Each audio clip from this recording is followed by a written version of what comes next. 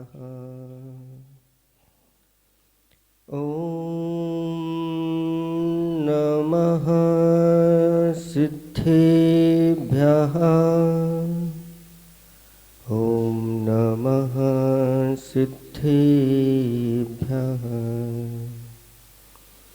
था मिट्टी का लौंदा गुरुवर, मुझे सुघट है बना दिया।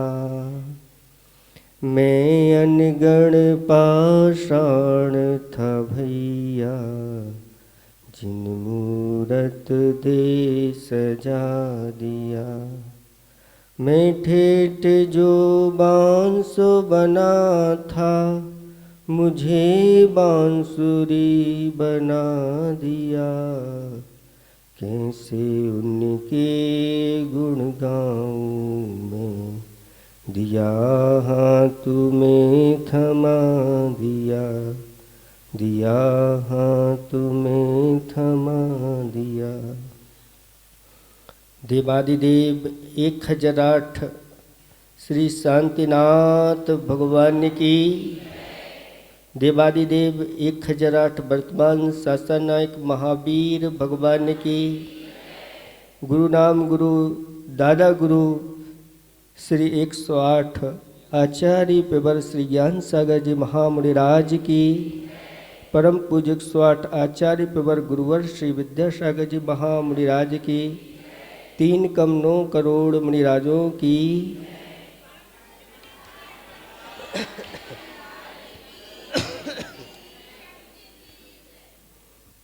धर्म स्नेही भवात्माओं, ऐसी ज्येष्ठ की गर्मी में आप लोग यहाँ बैठ कर के गुरु नाम गुरु आचार्य श्री ज्ञान सागर जी के समाधि दिवस को आप लोग मना रहे हैं। और अभी आप लोगों ने दोनों महाराजों के द्वारा उनकी महिमा का गुणगान सुना है। आचार्य श्री जी ने एक दोहा लिखा है,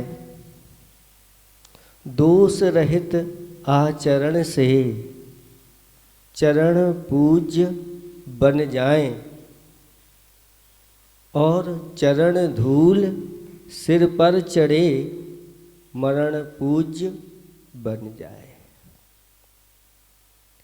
मरण उसी का पूज्य बनता है जिसका आचरण दोष रहित होता है। और ज्ञान सागर जी महाराज ने बचपन से ही इस प्रकार की धारणा बनाई थी कि मुझे तो सरस्वती की सेवा करना है। और इसी उद्देश्य को लेकर के उन्होंने विवाह नहीं किया। अगर विवाह कर लेते तो फिर उस चक्कर में ऐसे फंसते, निकलना बहुत कठिन हो जाता। और जैसे अभी बताया कि 18 वर्ष में ही उन्होंने ब्रह्मचर्य व्रत को अंगीकार कर लिया और जिनवाणी की सेवा में तत्पर हो गए। आगम में कहा है कि सुख के साथ जो ज्ञान अर्जन किया जाता है वह दुख आने पर विलीन हो जाता है। इसलिए दुख के साथ जो ज्ञान का अर्जन किया जाता है वह अंत समय तक साथ देता रहता है। एक कहावत है कि विद्यार्थी कुतो सुखार्थी कुतो विद्या और विद्यार्थी कुतो सुखा। अगर विद्यार्थी है और वह सुख चाहता है तो उसको विद्या की प्राप्ति नहीं हो पाती। आज वर्तमान का युग ऐसा ही चल रहा है कि विद्यार्थियों के लिए सारी सुख सुविधाएं चाहिए, और माता पिता भी चाहते हैं कि जहाँ सुख सुविधाएं ज़्यादा हों ऐसे स्थान पर मुझे अपने बालक को भेजना है। चाहते कि नहीं? बोलो आप लोग, चाहते? तो ऐसा विद्यार्थी जो है ना, क्या अर्जन करेगा आप समझ सकते हैं। दुख आने पर उसकी स्थिति क्या बनेगी आप समझ सकते हैं। पहले राजा महाराजाओं के घर में पले हुए बच्चों के लिए कहाँ भेज देते थे? गुरुकुल में भेजते थे, और गुरुकुल में ब्रह्मचर्य की साधना के साथ, और वहाँ पर जो विद्यार्थियों के नियम होते थे उनके साथ वह विद्या अर्जन करते थे। बहुत जल्दी उनको विद्या आ जाती।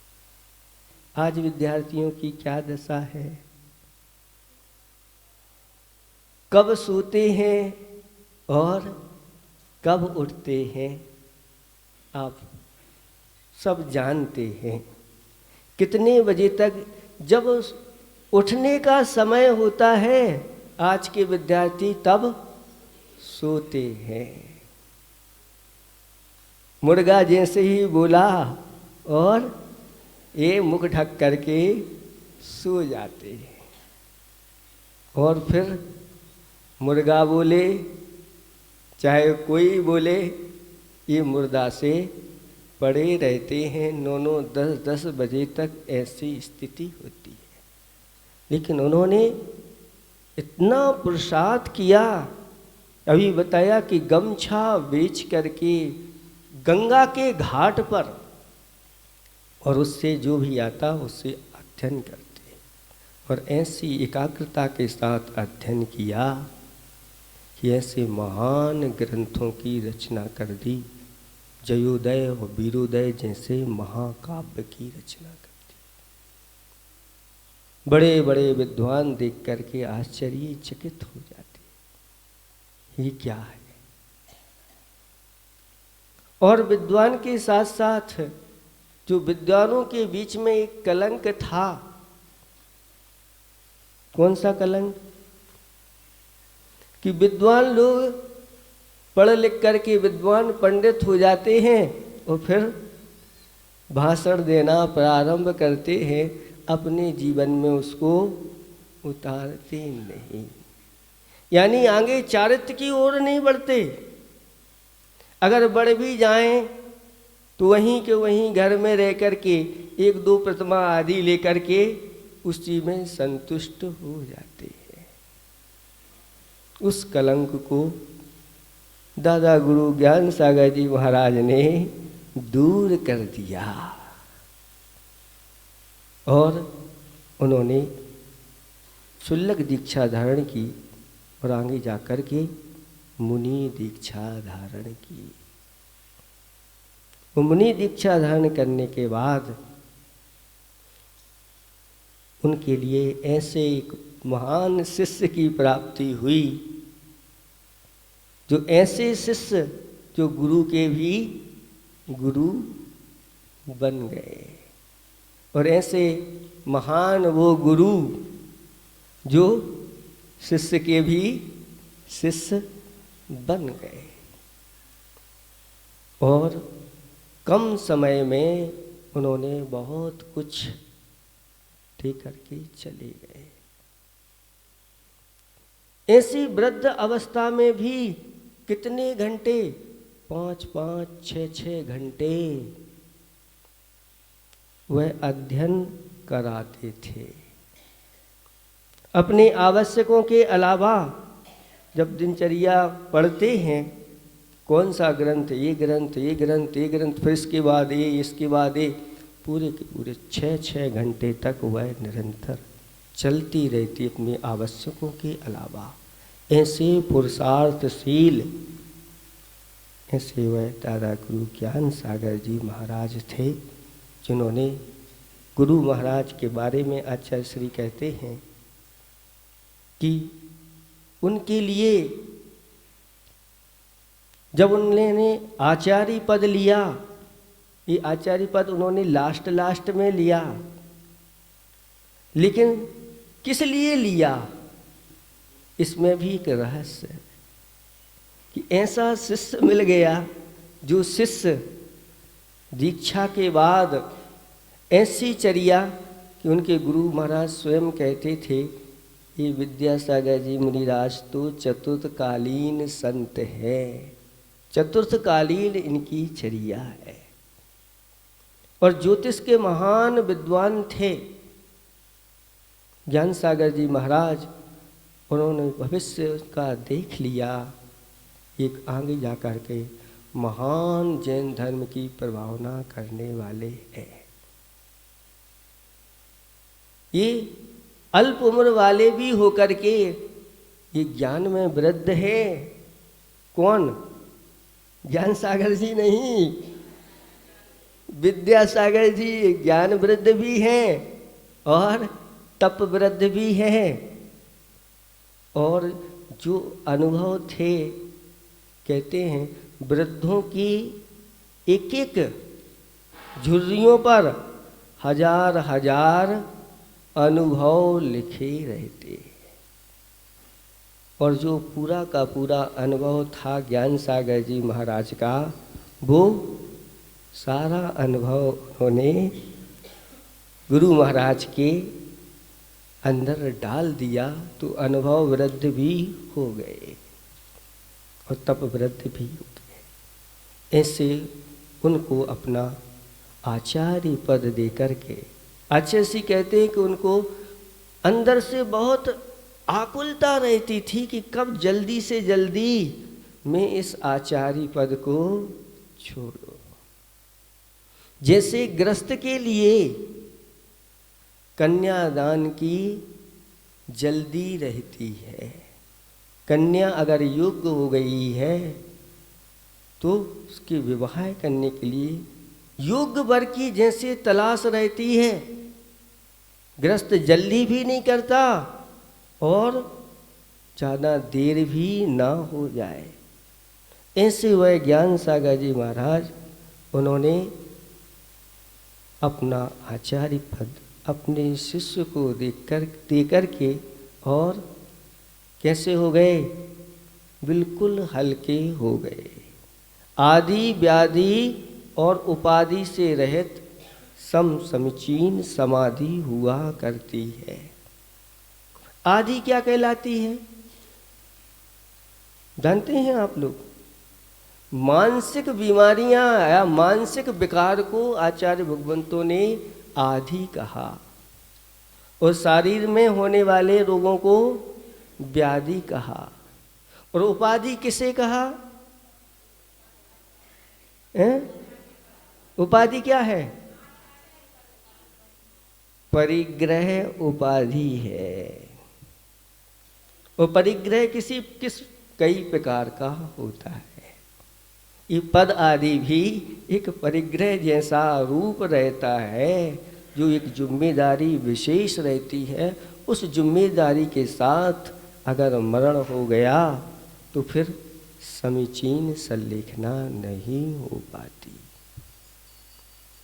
ये तो सभी जानते हैं कि देखो, गणधर पद के साथ जब तक महावीर भगवान को निर्वाण की प्राप्ति नहीं हुई, तब तक गणधर परमिष्ठी अगर सोचें विचार करें कि पहले हम चले जाएं या हम केवल ज्ञान प्राप्त कर लें, नहीं।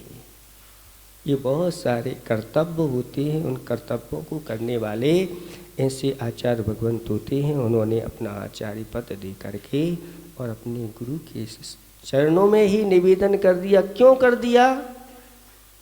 क्योंकि अब उनके पैरों में शक्ति नहीं बची थी ज़्यादा दूर चलने की। कहाँ जाएं? कहाँ ढूंढेंगे? अब ढूंढने का समय नहीं है हमारे लिए। तो योग्य निर्यापकाचार्य मिल गए हैं, और क्यों ना इन्हीं के चरणों में अपना। और बहुत अच्छा उन्होंने निर्णय लिया कि जैसे हम निर्मोही हैं ऐसे हमारा शिष्य भी निर्मोही है। निरीह वृत्ति रखने वाले ज्ञान सागर जी महाराज थे, ऐसे ही निरीह वृत्ति रखने वाले हमारे गुरुदेव हैं। और उन्होंने संलेखना के लिए निवेदन कर दिया और ऐसी ज्येष्ठ की गर्मी में उन्होंने संलेखना ली। और आज के दिन 11:50 पर अंतिम श्वास ओम नमः सदिव्या कहते हुए और चले गए। अपना पूरा का पूरा जीवन सार्थक हो गया। वो कहते थे कि इस पंचम काल में कितने गुणस्थान होते हैं? गुणस्थान कितने होते हैं? 7 गुणस्थान होते हैं। और पूरे गुणस्थान कितने होते हैं? 14 गुणस्थान होते हैं। और इस पंचम काल में कोई ऐसी दिगंबर मुद्रा को धारण कर लेता है यथाजात भावलिंग के साथ, वह आधा संसार समाप्त कर देता है। क्योंकि यह संसार कितने गुणस्थान रूप है? यह संसार कितने गुणस्थान रूप है? 14 गुणस्थान रूप। इससे ज़्यादा ये 14 गुणस्थान कहाँ होते हैं? संसार में होते हैं। 1 से लेकर के 14 गुणस्थान होते हैं। और 7वें गुणस्थान तक पहुँच जाने का अर्थ है आधा संसार समाप्त हो गया। आज भी हम आधा संसार समाप्त कर सकते हैं। और अंत में अगर समाधि मरण हो गया तो फिर अब संसार बिल्कुल थोड़ा सा ही बचा है। कुछ ही भवों के बाद वह निर्वाण को प्राप्त कर लेते हैं। जीवन का निर्वाह तो सभी करते हैं, लेकिन जीवन का निर्माण करना एक अपने आप में बहुत कुशल कार्य माना जाता है। और वह कुशलता आचरण से ही आती है। और ये आचरण अगर निर्दोष बन गया तो वह संलेखना भी निर्दोष हो जाती है। और आगे जाकर के निर्माण की प्राप्ति बहुत सुगम और सरल हो जाती, तो कठिन नहीं होती। आज तक ये पक्का मान करके चलना, यहाँ अपन सब बैठे हुए हैं, अभी तक हमने एक बार भी संलेखना मरण नहीं किया, ये पक्का है। अगर किया होता, ये क्या गारंटी कि नहीं किया? पूर्व में किया भी हो सकता है, एक बार कर लिया हो। तो शास्त्रों में आगम में कहा गया है कि जो एक बार संलेखना मरण कर लेता है तो वह सुदेवत्व और सुमानुषत्व को प्राप्त होता है। देवों में जाकर के उत्पन्न होता है, फिर देवों में भी मनुष्यों में वहीं का मनुष्य बनेगा। कहाँ का मनुष्य? तो सम्यक्त के साथ आकर के जहाँ से चारों प्रकार के पुरुषार्थ करने का साधन हो, ऐसा। पंचम काल में उसका जन्म नहीं, विदेह क्षेत्र आदि में ही उसका जन्म होगा। और सुमानुषत्व और सुदेवत्व ऐसे करते करते और निर्वाण की प्राप्ति कर लेते। और मुनि राजों की तो वैसे ही मुनि दीक्षा धारण करते हैं, वो कहते हैं कि उसी दिन से संलेखना चालू हो जाती है। वैसे अभी बताया कि संलेखना का क्या अर्थ है? कसाय और शरीर को कृश करना। तो अब देखें कसायों को कृश कैसे करते हैं? दीक्षा लेते ही, दीक्षा लेते ही उनकी कसाएं जो ना, 4 कसाएं में से 3 कसाएं कौन सी? अनंतानुबंधी, अप्रत्याख्यान और प्रत्याख्यान। बस मात्र एक कसाय बचती है, कौन? संजलन कसाय। संजलन कसाय। तो कसाओं का कृश दीक्षा लेते ही कृश हो जाती। और शरीर कृष कैसे होता है? दीक्षा लेते ही अब उपवास से ही दीक्षा प्रारंभ होती है, शुरुआत ही यहीं से होती है। और जीवन पर्यंत के लिए संकल्प होता है। अभी घर में रह कर के अथवा ब्रह्मचारी आदि अवस्था में रह कर के 2-2 बार अच्छी तरह से शरीर को पूरा भरपेट जैसा मिलना है वैसा मिलता है, लेकिन दीक्षा लेते ही एक आसन प्रारंभ हो जाता है। उसमें भी दीक्षा के साथ परीक्षाएं चालू हो जाती हैं, अंतराय होना प्रारंभ हो जाते हैं। तो कई लोगों के तो ऐसे कर्म रहते हैं कि वह दीक्षा के साथ दूसरे ही दिन पारणा में ही अंतराय हो गया। ऐसे भी मुनिराज हुए दीक्षा के समय की शुरुआत में 80-90 दिन दीक्षा के हुए और उसमें लगभग 40 अंतराय हो गए। आधे दिन अंतराय में ही निकल, 2-2, 3-3 दिन लगातार भी हो जाते ऐसी होती। तो ये दीक्षा के साथ ही संलेखना प्रारंभ हो जाती है।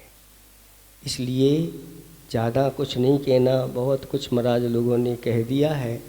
इस संलेखना दिवस के दिन अपन लोगों के लिए यही भावना करना है कि बहुत सुअवसर हमारे लिए स्वर्ण अवसर मिला है, और अभी से ही हमें इस प्रकार की साधना करना है, अपने आचरण को ऐसा बनाना है, निर्दोष बनाना है, उसके लिए ही पूरा पुरुषार्थ करना है। अंत समय में हमारी भी संलेखना हो। इस पंचम काल में भी, हुंडा अवसर्पणी काल में भी आप बहुत बड़ा पुरुषार्थ कर सकते हैं। जैसे दादा गुरु ज्ञान सागर जी महाराज ने ये बहुत बड़ा ऐसा उदाहरण दे करके सबको गए हैं। आचार्य भगवंत भी हमारे जब उनके मुख से निकलता है तो बस एक ही भावना उनकी निकलती है कि मुझे भी वैसा ही कार्य करना है जैसा हमारे गुरु महाराज ने किया है। वह हमेशा हमेशा उस दृश्य को अपने हृदय में बैठा करके रखे हैं और गुरु की आज्ञा का ऐसा निर्दोष पालन करते चले जा रहे हैं। और जो गुरु ने भावना भाई थी कि गुरु कुल बनाना, तो एक ऐसे महान गुरुकुल की रचना उन्होंने कर दी है। वो कहते हैं अब गुरु ही महाराज नंबर देने वाले हैं।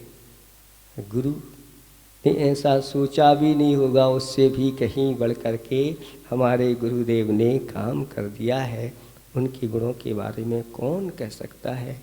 इसलिए दादा गुरु के लिए भी और हम अपने गुरु के लिए भी कोटि कोटि प्रणाम करते हैं और यही भावना भाते हैं अंत समय में मुझे भी ऐसे ही निर्दोष संलिखना प्राप्त हो, जिससे यह हमारा संसार जल्दी से जल्दी समाप्त हो और जाकर के मुक्ति का लाभ हो। अहिंसा परमो धर्म की। जिन वाणी के ज्ञानते सूझे लोकालोक, सो वाणी मस्तक धरूं सदा।